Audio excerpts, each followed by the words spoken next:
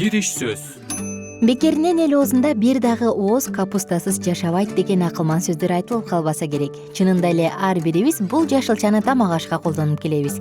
Билесизби, капуста пайдалуу жана даамдуу гана эмес, дарычылык касиетке да ээ.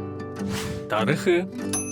Биздин заманга чейинки 15-10 кылымдарда капустаны байыркы Египетте кеңири өстүрүшчү. Кийинчерээк аны байыркы Грецияда да өстүрө башташкан. Грек окумуштуусу математик жана философ Пифагор капустанын дарылык касиетин жогору баалап, анын түрлөрүн көбөйтүү менен алектенген. Орто кылымдарда капустага элдердин көңүлү көбүрөөк бурула баштаган.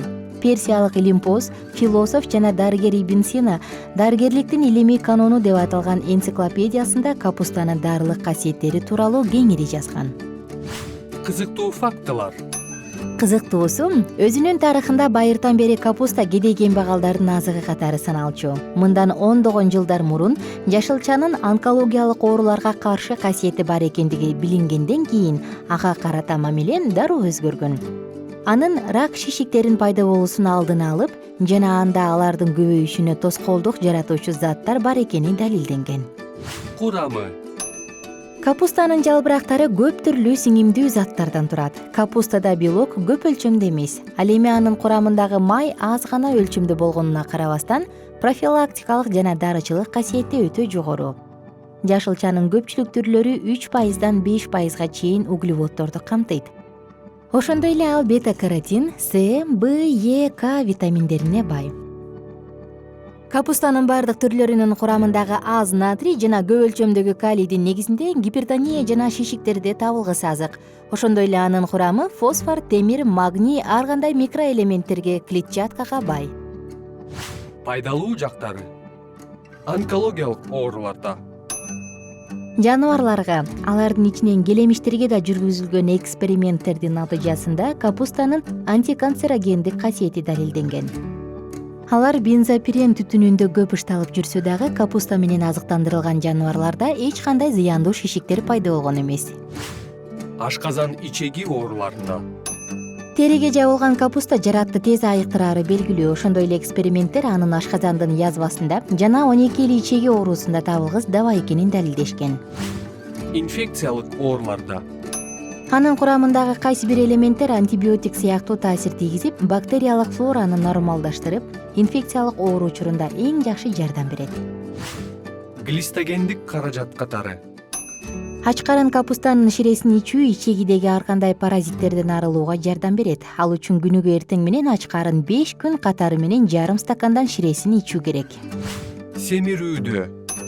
Капуста аз калориялуу болгонуна карабастан жакшы тойгузат. Курамы витаминдерге жана минералдарга бай болгондуктан ашыкча салмактуулук менен күрөшкөн адамдарга жардам берет.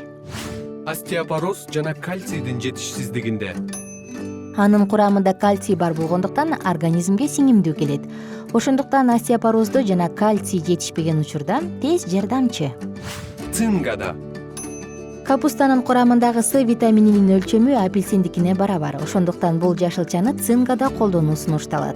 Кыш мезгилинде борбордук жана түштүк батыш өлкөлөрүнүн тургундары үчүн жаңы бышкан мөмө жана жер жемиштер жетишсиз учурда капуста С витамининин жалгыз булагы болуп берет. Колдонуу. Эң эле жакшысы капустаны жаңы бышкан кезинде колдонуу. Анын жалбырактарына суу, май, зыгыр майын жана лимонду кошуп, сонун салат жасаса болот. Ал эми ширесин алыш үчүн блендерге салыңыз. Күнүгө тамак алдында 2-3 кашыктан жарым стаканга чейин ширесин ичип туруу ден соолукту чыңдайт. Эгер сиз андан тамак даярдоону кааласаңыз, байкаңыз, дарычылык касиеттери жоголуп кетпесин. Эң эле оптималдуу вариант катары аны бууга бышыруу сунушталат. Жыйынтык.